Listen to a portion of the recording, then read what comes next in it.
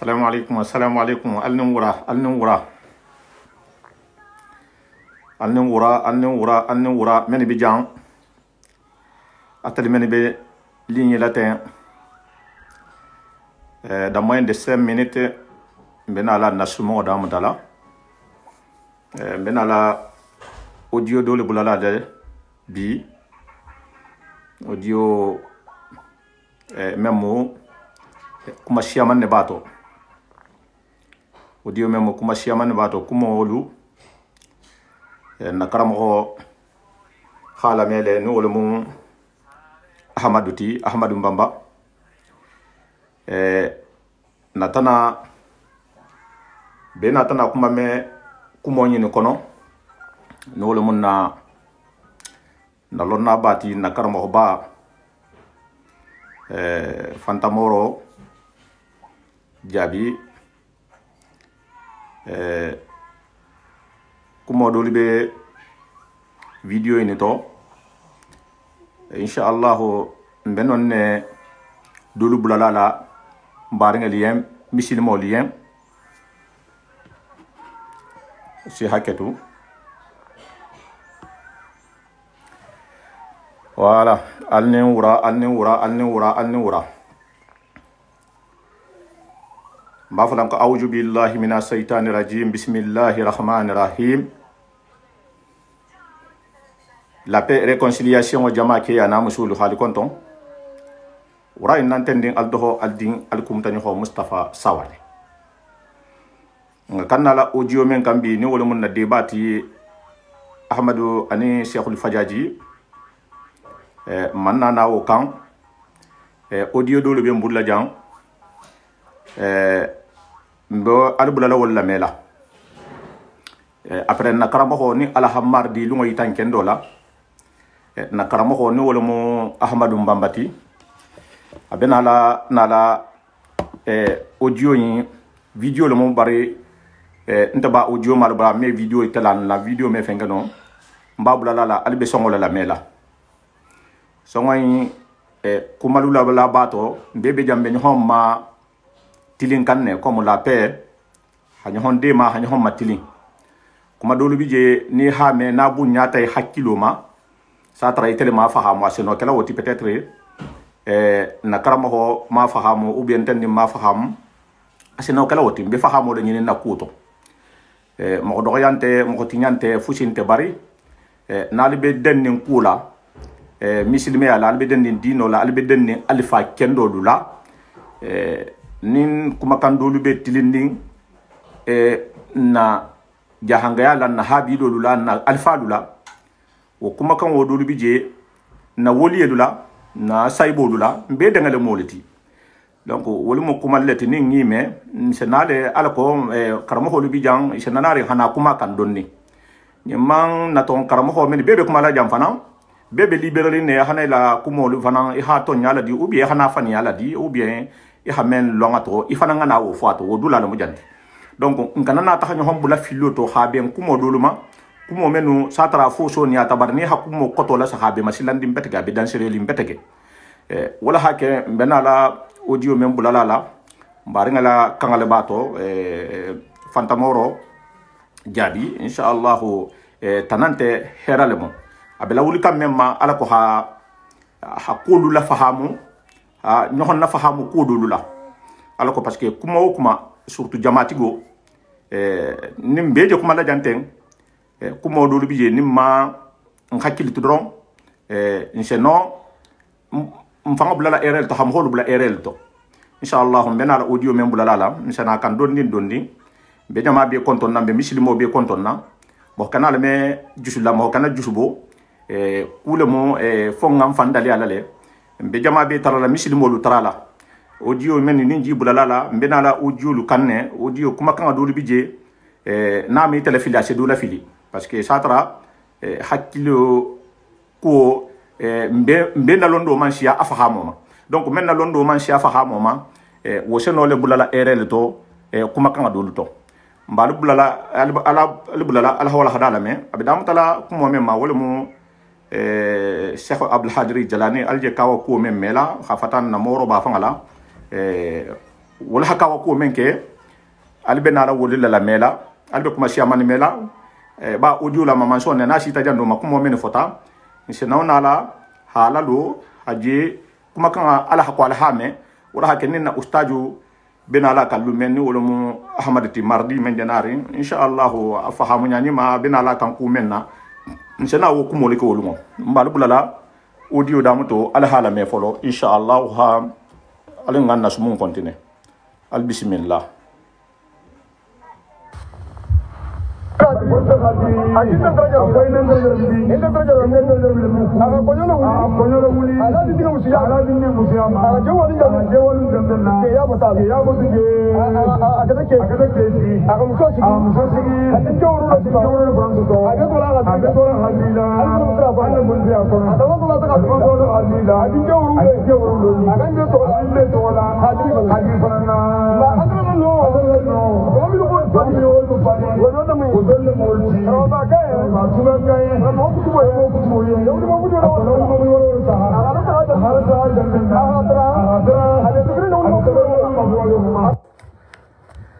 Voilà.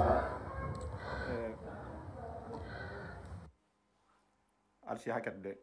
alsi haketu parce que mbe kumala jamen kante jam moro be kuma kan Cheikh Abdul Hadri Jalani lema Jelani muso men nga dinku tara dinke ko tara ni dinga tata ke musoti muso lana Cheikh Abdul Hadri Jalani ambe jela suti ala le parce que bena la kan ala ko ala haji faham adon ko le kabe kala kele muso le tata ke keti barba muso le mu ahabulo la alsi hakatu da ahabulo la Jelani habulo la muso nya toma muso yele mata hakiketi bon parce que kudo bi se bunale ntelulon balulu hakiloma muso yele mo hakiketi atolata keo ha dinga yimfa tola Jelani la wo fanan nga ta din kuta soto din woro la abe tolata Jelani la donc ala hanon mais ala ko ala hanon to la hakilo la parce que karamo ko ahmadu benala le jekan inshallah ontelente na la jabo di la bara abina la jekan mais ala ko le poem menmo ala hajili la mais ala ha fahamu ha bulula muso nyato ma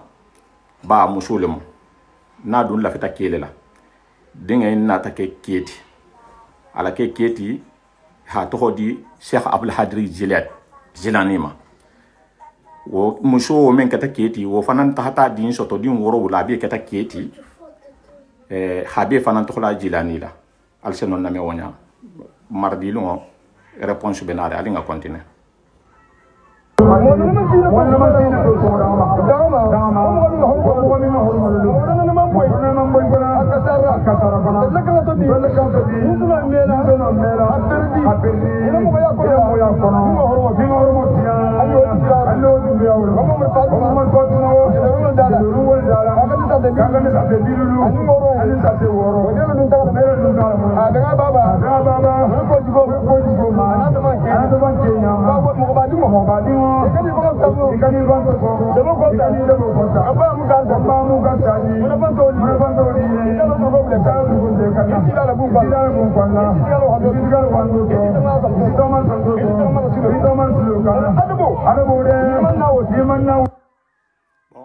allez trouver le jamoro ajana même fo alhamdulillah be ko be na négatif na positif lem jang avec ma kam mo ko menima menu ni mo ko ba dinga na muyti moro ko jam ila mo ko ba di nya wo mi na fa fushila alhamdulillah mbeta kamme wo mi na fa fushila arabo ifanga moro jana ko mawla kan abo hawma bambanne parce que ko ko nalbe na la kan alna abe kan nin jammen ali kawa kuya nin jammen bunya ta la hakilo ma après sina lon na lu nyininka inshallah bela filane ninga audio lame audio men bunya ta mo hakilo ma al sekata ihala pe masoto na karamo holubi iterete na yam sukuma kan hakuma kan kombe mo hodo yala wonte membe kuma di kanne ala ko misili mo se kulu fahamu parce que mbe mo misili mo leti kumo do bi fu nya do bi ni ma fenge mo ikilin se ke sabuti se mo hol bula erel to ubi ham hol la fili ubi mo hol la tawhid se na dasa inshallah mbe continue la alhamdulillah jana ko ala ko mo bi la me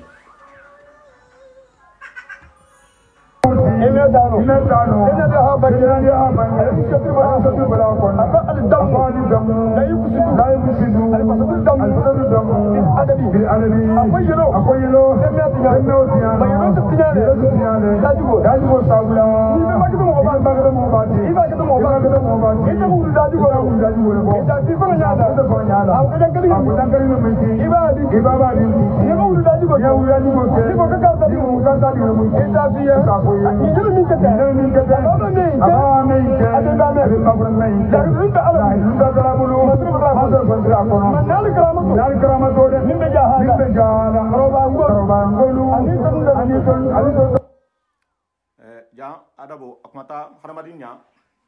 ajana ko mbola ka ibaba ina ibemba keta fuisti abena lal non kan albe no melale no mo alhaji gabaleti mo ho ifanga hamenke inshallah khafo ni habaru menke ijato la hala bar ni makam inshallah intani misala bari kuma kan sita jandu majam kola hidinte ala buru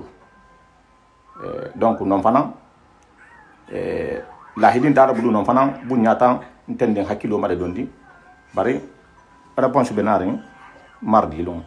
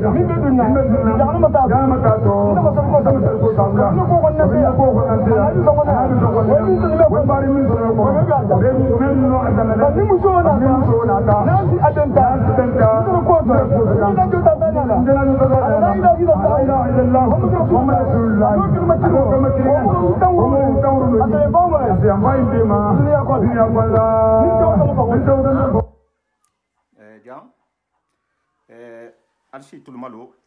parce que molu e bela tariyari bari détail benare mardi lungo ate Jelani kilin Cheikh Abdeladir Jelani ani muso le benta ko nyato ani muso yin la bengen muso ha nyinin ka hala kula saha alaya Jelani ha anya la saha sanna ha muso la kula saha kuma la sutiya kan manjare simela le muso yin kisitale muso la habilo nana baba muso la famille ken aha wo ken ko wol bata kisi kiso wo kono aha ne fanan nata parce que ko eta si bata lo muso yen arjanna eta si kontio msana wo kan mardi lo wo kono ako hamso fana hamso lahidi parce que muso mo futu mutalalati muso la futu parce que muso na ke tarta problème men ta hole nya kan albata no me muso la futu mutu sabola be halo na muso ken futu e hakan mohamman kan tulu na futu la wo kono a hayne nata kona fatu talume ko muso inga tara ala fatu groupe to bon ala fatu silen comme fatu bebe nyame Jelani sawante ki bata la hatahati imata no ngala ha fo orwano la ha fure digi Jelani ko en ki ha fure digi ki kana son ki hatahati muso yin comme na la talibo hi majigi ko mun kata karamo ko fu be silandi tahala alkiyama de akoko onte de ahla hidota muso menyen ko le mantra groupe yinto ne muso dun tarta mantra groupe yinto mo bi woro la bijang mo bi woro la man fo bi woro la bi woro la bijang wuli woro la bijang wuli woro la bijang menu bati jahu yari nin jahannama ta bi ma konondi barni muso tarta jama yinto bi wuli bebe kisilale donc muso ala hake muso nata nanare ala holo kuma kan ame donc mo bi woro wolo nata kisi be continuela kuma dulu fana be nyato bar nyim fana nyin jabo benare na karamo ho bulu inshallah mardi men jenare ni ala hala nyini ali tulmalu Bahadri, anak tu tuanya, sama otak, apa kita masak, apa kita mana tinang gada, apa Islam, yang pun ada jam, apa ada jam, apa yang kau cakap, apa Islam wala, Bangla University, Allah bersihnya, Allah dunia, lahir sabah, Allah timaladi, Allah bersih apa wanita konten dia, hamil songkanya, kita nak wala, William kau, alo ben tala, ada yang baul ma, ada minna kula, alam bangku mele, beraman sidang kono, Allah bersih apa, aku turun jalan,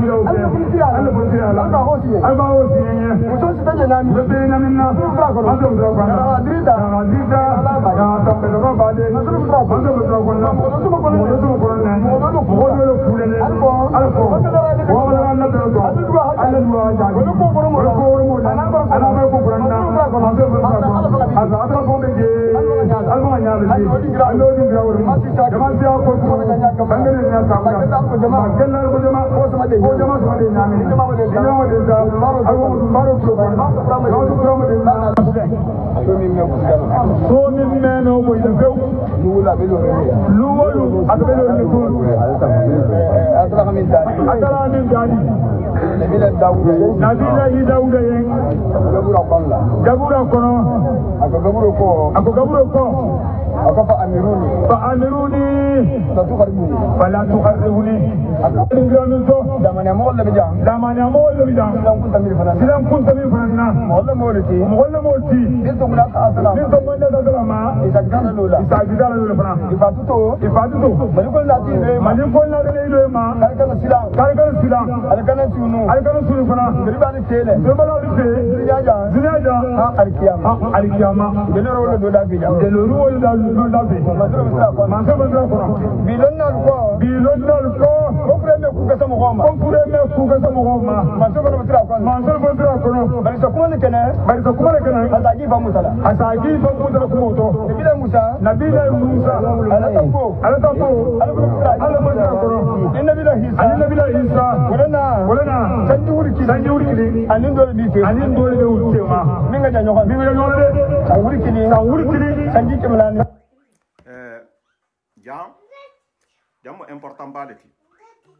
parce que fure se ko no mo hoye nyame moro na to le kanja est-ce que fure se ko no le mo hoye point d'interrogation ase kuno fure jo man se kuno mo hoye asa no nyadi benala non kan anata Musa la quality sena Musa wal Allah kila rasul seno sallallahu alaihi wasallam saludun nga bulu wo ha Allah kila bula salo tremela ala ma fanga la nyame donc wo mo fure leti wo fure ho nole donc namiro to wala hake fure sonole kula bari karma ho bena ala non kan ni ala hala nyene inshallah al shi tun malo ko moto la ala kole mbe ko mo men fo nale ni ajana dam tala abitala nyame al she ko mo jilla me al fananse fahamu soto akuo mawleto abe continuer kan fure se kuno nyame ndenon ne kan inshallah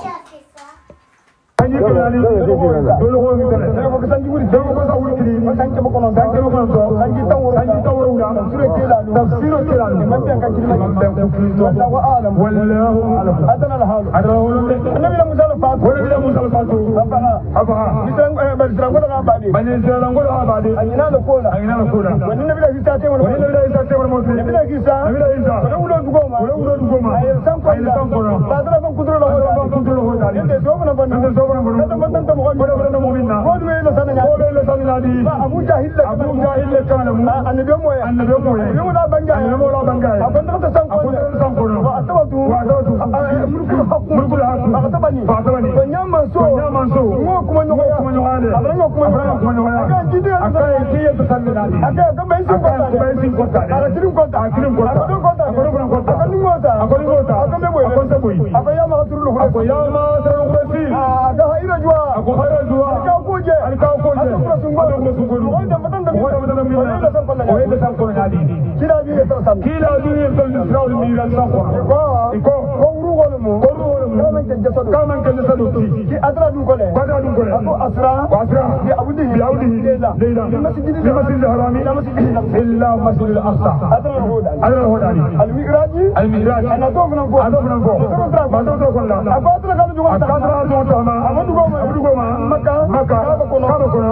asama baitul muqaddas masruf draba hada kawru asran turuhuma jarra mo sabana name boya naso wele sibo kana man takama ruyato mume ameko kline asra ameko le iko kana bila hisa wala biyomo tema osanke lulu albodu gom ani kila mugu ala bodro ko nimba kan Abdullah Muhammad bin Abdullah natuna kila ya maka kono kolla kila kula kata amargo ta lonja awita ikisa tola ata anado lonja asari kila ko Musa Muhammad ata bafurele ni bura me ku ka samo Musa tele bafurele mo ati margo ko mun akoy margo mo ke Muhammad akafar sallallahu te kamal bilulu aga bilulu Musa ka yo ko bilulu akai kiyo akoy gano barulu kila ronira ada kibiyale fate ate Muhammad kibiyale barakila ne jamaa sagabi alu me mo hoje ne maje ne jamaa sagabi alu me ma sagabi barakulu bina ne lulu bimbotala balu me sagabi ga mo ko bimbari ada sumo amande tala ake awoto foto kuruko mazula wado ante waja ngortola soko bibi ba meokena ba aga bi margo ako Muhammad aga bi margo yen ka duwa nabi Musa kan tur mun fanne ala fatu sanyi wurki sanke mo ko kola akan mun fa hanna fa kida man to ni won ta fo ako fure ne ku gasa kelle ba tu ma sew bakau metalon jang be men nyinin kanjang ko fure se kunole kende ba man tu ngoye wala je nyinin kanjang parce que Musa sawante Allah kila nar ngani salu atele ko Allah kila sallallahu alaihi wasallam ko ha salu négocier alhamdulillah lonnalu benala ye kan Ahmad benara non kan wala mo nyenti alfi tulma lo nonna parce que mbata lon jang ko fure se kuno le mo hoye non détail benala na woli ba do le fana na ko kan parce que nda da ko ta alquran sa faham woli yin fana nyim fana fure hakuno le mo holien parce que afaturunga aha lahido tala talibolu yen akwal talibolu yen kona afatuta ko hari man wal hada mutam homa e hana gaburo to abe continuer karanna awa wo parti wala janasi wo fatuta nyame ha talibolu karanyame albena laytul malola wala inshallah ni ngaje jamme bila fengere inseje nyabolo yan barali fi tul malo betege alaytul malo yande afatringe e ala gabro kono wonu taybo mo hotte melu bo babu le bakhaw mudu ala manu ta ala fazira kono akana dalbodi akana ni batu akona nani nata ni batu ni fazza akanda wala atahala mo kono misraja kono ala kana nyaaji akalu nan gabro to ala gabro mini ni ngale wala dafu asomo to aba to ala kulo ko odam waseu bagawu seu bagawu bagdad lem mishra seu bagdad wala halat talibo karam asawante parce que kwal talibo len kona afatu taharim imam wala hadamu tam hukutama e hana jang asi karam afatu nge talibo lunarnge gaburoto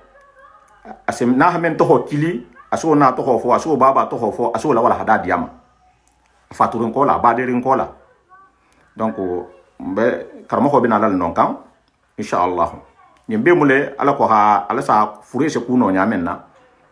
mbe mu muslimo leti inshallah mbe fuyinte bina lal don ala ko do bi je ha inyabo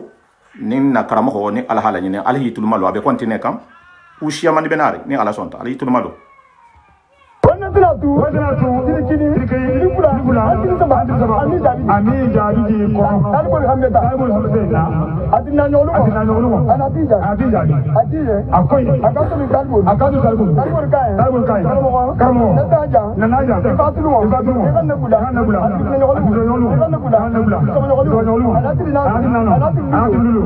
kombi je sebe ya ngitoro sotaba ako maya anda sode ako fonni kalo tamita ako fonni kalo tamita bagdadi galu galu korja wala duara do kra kaji ko hadi adamana bosul ma wonto trata ya kila bulan monon ne tawda Allah kono ودوار مو أكو لا إله إلا الله محمد رسول الله من عرشه لا إله إلا الله محمد رسول الله من أنفسه لا إله إلا الله محمد رسول الله من أمامه وما بينهما أكو لا إله إلا الله محمد رسول الله من السماوات لا إله إلا الله محمد رسول الله من أرضه لا إله إلا الله محمد رسول الله من أمامه وما بينهما وقالوا لنا وصل كل قطر أسير صدق هذا أسكار ولا كهول كراني تلني إن أتن سامبا أنا بيمولو ولتالو يفللو أبيت أبرازتا عديبا أنا بيمولو لوم فلو فهاكم بيانا يفللو يمولو سيبو أنا بيمولو سيبو يكوما يقول تاديما أكو كنت كنت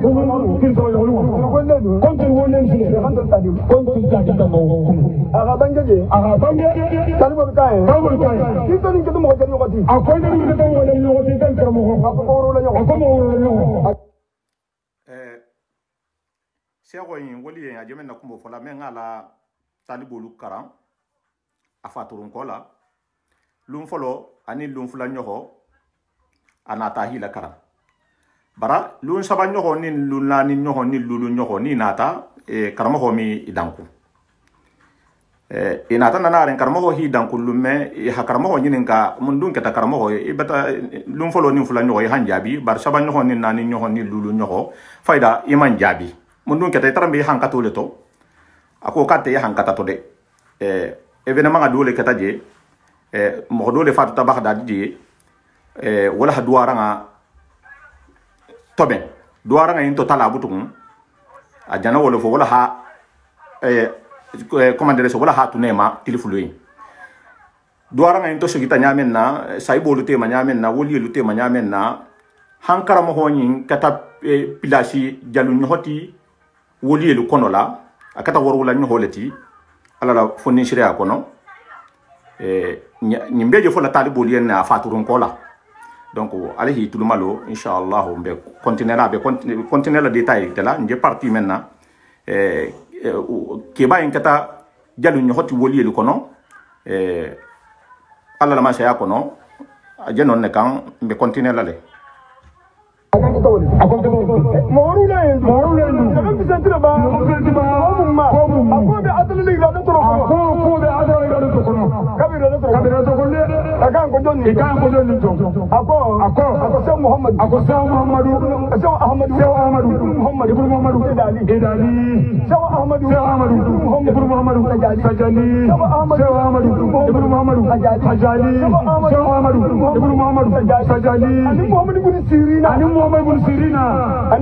anu Hussein harini akwai da tabtanya akwai da haso kanin golle jinno walli kili ko ka ta woro hoti walla ina tamtan takanya ngito woro lo anu ma ya kono kili ko tarje ko tamtan na ako tramu kida hirmala samin kili ko jahan tisu min ko nasibina kudu ko jinni kana kila la me kana alla kila la kama akala be de ba tuna ni megala ni demo ala ni me kala ala be mo kuma ko kama fasamiu lahum wa asifu akila la me ayi de da tisu ada jinna do ni ma ko kama ala me da bula jinno da tisu kana أكنت بدل أنا ومهورو هنا كلي أكنت بخاو أكنت كذا مغفرتي jambi min jara so akole hakita ina nge ko bagawo ko fure daga ala talibo nu ala lollo ti funko sanji tawro ko bagada ko ala bro ko tumado ne kitabul ko sa idan be sikrama isa ne tawo te non abra to jato yobol wulde ne baro azul atata so kan masam so kan ko mo me gabru ga lota atama ni gaji bo me gaji gabru ga kolla furubul hisa atala jombaru mi ko hadriye akonte me kunno ital kito ko akonne lu ile kito to ne furubul hisa sabla gadi jilani Sheikh Abdul Hamid Jilani akaye kibe sonnale mo Ahmad Badawi ani Sheikh Ahmad Badawi ko hadriye akonne kuila kito ko lemi fitawu medna halarto adna bulla la ya'khudh miftahu ila yadi fata akonta mutari dala akofo ala jato no ma dumbulu akoy yam fata wonin te furu ibn hisa ala talibe kita talibe ke akoy be nagalale ila be nagalale mamban na je ila ko ala tamu sabati talibe talibi ke men na ko jana na la fala na jana karama ko to fo talahi tulma do janna parce que karama ko la foro kono men safo ko gabur gallo me jura par na miro to mena la loka ni gaburu se jura le na me jura misili molu be bentamento misena woka me talibo inna ko wala hayna mede karama ko xamen fa la ko to anin talibo inna ta labanyame insana je kan na fota na man je fahamu insana kan parce que talibo yin gole atala hataram ba musulu bulala gole ya bulu anata ta amusu anata ta karamo ho inna gaburo to lundo jura lo la jetum bara aboto je akoko ta hakenyo do kenta hakenyo ta karamo ho gaburo kenyo do ta hake gon foto ani gon fo wala sagita aya sagirin aya aha gon fo sigi ana la goleya aha musul taraje ate konto fil kilinge biji ata hakke nyole ke gon fo kono aha gon fo yin ne sigi ni sigirin kola be larim abe to fo nyola muso ha gon fo jala muso wona ta ha gon fo yin dalaka kun fo bulu aha tara abe farin sanola sanoyen aha yin dole ta hakke to sigirin hata marseto ana to butu wani ani sare ti benare fengale be farin ala ki ha yin ka ki ha yin dum momonto ako ko ngai ta ina ta mente ko ngadu tawle to kon na ta monti ina ta mente gonfo ngadu tawle to al shi tu mal wala beta abe na la ji kan ne sai nyana fala ala kwal safa ham gonfo butu mo ke fa ngudi ta gonfo ko no la saha aha tara aha kenyo mon ko abe beta ke sanoti muso hadu tawle to hata firoke mbarga lu nyin ko be fo kam munna ta gaburo to ata kenyo hamayla ma hake sanoti donc alhi tudu malo ko tambita nyame non non parti lela njanya c'est pas parce que son onte benni bari karmo ahmadu senaje kan ntente jabi ntente bulun telmo konfingaleti intel me jabi keno bele jandoron alako ba karmo ahmadu ahwal hadayen name ahameta ko la betege anata ko fa hana dondi nyaasi fa mbarenge be misil molu be ko muta nyoko be même fa hawal hada ko mo nyin fo be yen ala ko nyohon fa ha mo sike ko luto nyamen se nyohon matili nyame ha nyohon malu silulu kan londo le mo so soro daga tala to ha ni hako do me jam mem man bunyati hakilo ma e français na je kan nyamen ini misil molo ala ha nyohon munafan ala ko alkana nyohon nabula erele to dino yimma fangala wobe masilan dinne parce que mo hon ni bota jambutu ko ni sita alkiyama sagin kontato sako isa fo ko makono mbulata erele mento tunga sagi ngana to ben donc dunia janne be kulu nyabola janne wala ben bulala inna nte jang ko hamo ko do yante jang ko hamo ko tingani ala hala nyini men be janne ala ko gima keso men be fo kan na alfa la ko to na guli la ko to na mo ba la ko to i hakatale betege i hakatale bari inshallah munna nyimbe kala inshallah kam mardi lungo 21h leri 21h benari ali nga kontinale hitul malo ke men tahta akramo hola gaburo jura na hakke nyo gonfo taji ala banta nyame ali hitul malo dunya kono ko min babulu no we de banta agamo min da ba inde banna wonde fo womansiya ba amutafafu insa fa tumta al karamatu abu konta nanda abentije konta bilo no da bantije falmi ba ko kandile hi ba to na mi be nyalo ja ko kanta fiku nanda hasu al fundra ko jawte guruguru hisa adalbi ke tunga musulubula de ko ya badan si temben ni kabula abota konko yo ga dirikinin ke ya dirikinin ke dibula ke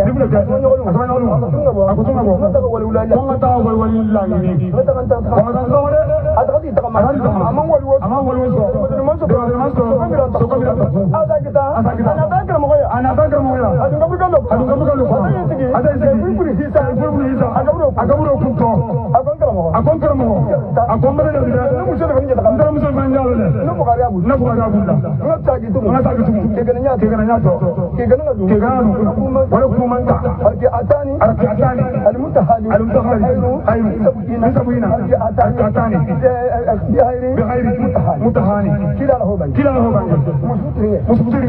arkam wala bisa ke gana kontugo ajinal jele kande ke parce que goleya betati tili fula tili saba dobro manke ala bo butum ala ko hata habara nyenen dula ala ko sala dimba ya badu nyame baro fana man soto wo konto filo fayda atambita karamo ho inna gaburo to a fayda karamo ko mbeta nyagade fayda kulu bata goleya ni ne nato bala fanga ha musulu fanga bula parce que anteno li badula butum donc barkawa ko men katano kenyo yin tabuto kenyo yin na mayelo mo hake sanoti mbetala wo parti le kante inshallah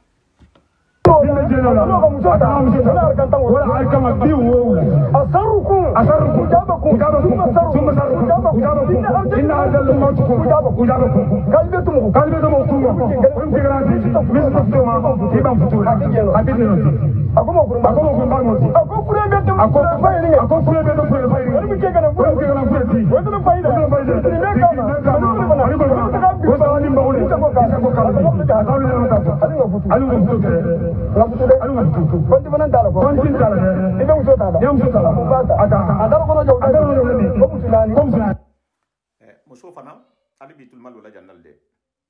parce que abena la le jabo kan sano dula benari bar ko nga futu muso fana ko dimba tala ko kontinte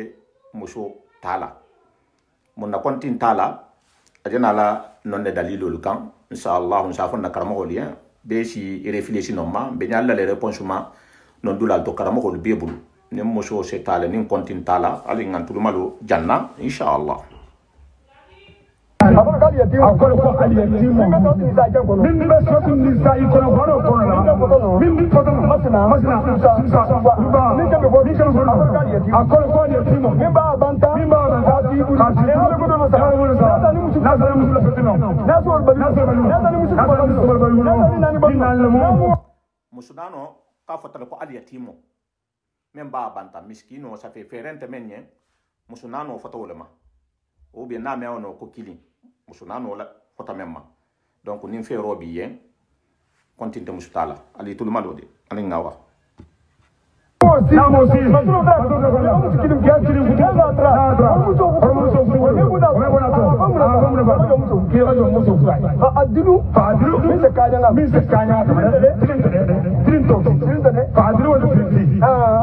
إن المشركين على أدري ما يعني آمين أدام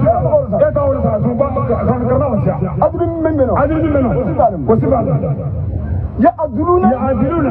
من قال لا تدين يغير من أكل النار كائن أدرس عدل ورم عدل ورم تدين كان يعني بلو ترمو أقول بتجي نيم لا أقول تفسير مغني كبير موجودا أزاد على ما هو مغني كم سنة كلا سبعة إذا بيجي سنة بكر سمو سكي أنوار محمدي وانا داتي عبد المؤمن ونور لسا في مناخري المختار وانا داتي نور لسا كواسا أنا نبرم إكلم دمر عبد المؤمن يا تقول اسمنا بهاني أنوار محمدي وكنا وبين كربان الله سنة عمر سمو ورولا سنة عثمان سنة علي مسوسي ورولا أرغنا جدا من فلابن عباس مستنف فلا محمد فلان بن مامينا محمد فلان بن مامينا الغني أنتان كبا صورة أي وانت تقول أنا أقول كل تعالى أنا مزور كذي أبوتا فأنت ميكرم غبارة هذا ميكرم تقولا هذا ميكرم تجي هذا مركب على مسول ما زال بتقول هني ورم محمد فلان بن مامينا مستورولا وكان موتا هذه موتا دين لولو الله بتقول فون ما ركون لولو فون محمد فلان بن مامينا ما هو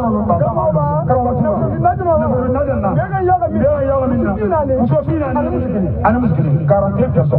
كلام أربعة من بونتا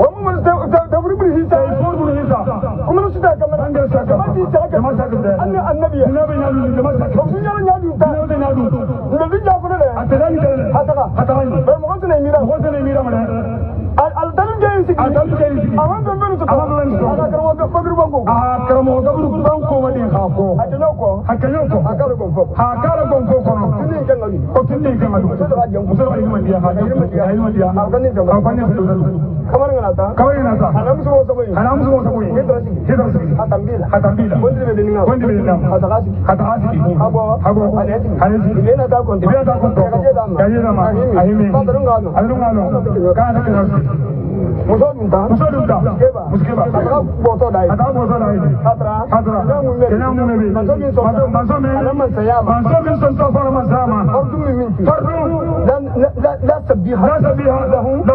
ولا وجيه منا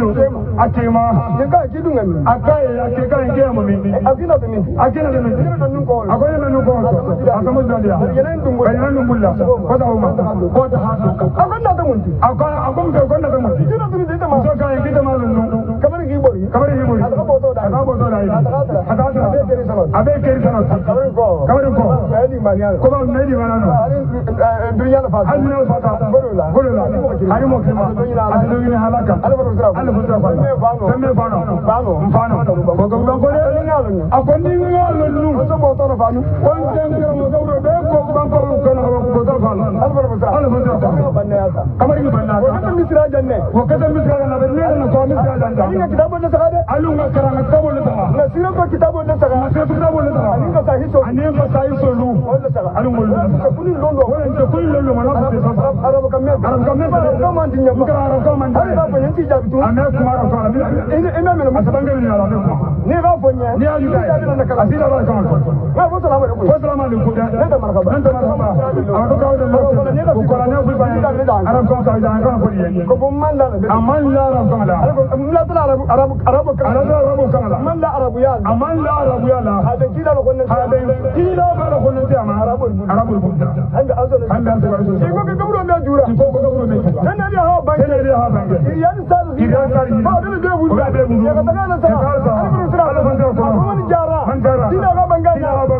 ne ha bangi man jara alima ko kira banga ko ai fi haburi kala gabro ثم قرأ عنده آية من كتاب الله أفادهم الله سبحانه وتعالى بكل خطوة في جنة أكني تقولون قبل جورا على قبل كني تقول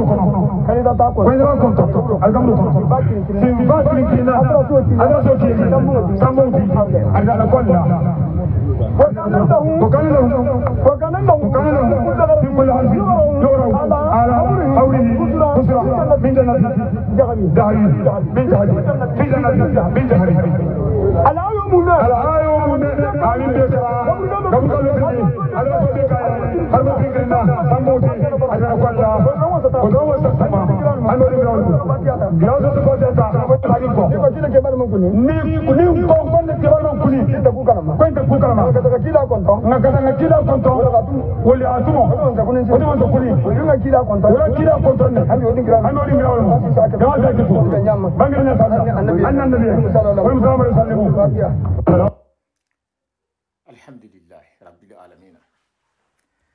الحمد لله رب العالمين الحمد لله الذي لا إله إلا هو توكلت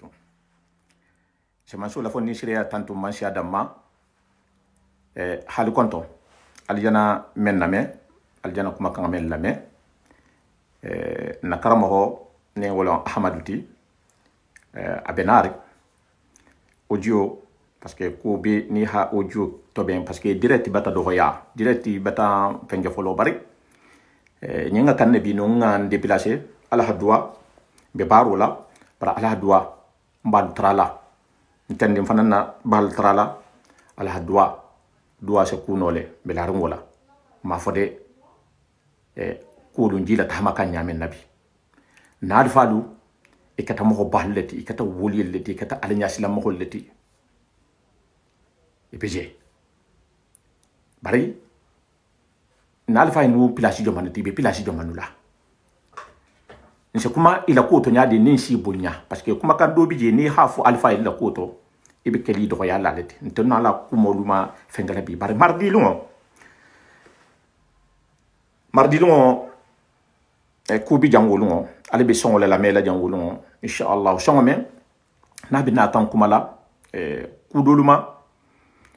mbe melu la sembente ya kambi hasiya ala koti ala la mansa ya fanga mbala gushkam kusha manduto na karama ko benari hanala hal konton bi inshallah hakke matara kunu manna no nala manna no kunu parce que kunu korita bar mardi lu ni alha insiye siama ma so la fondi sire ya kan insiye siama mardi lu benala kumo yin men jana fo jang al sey na me al hasaji ala mela ala la me al hasaji ala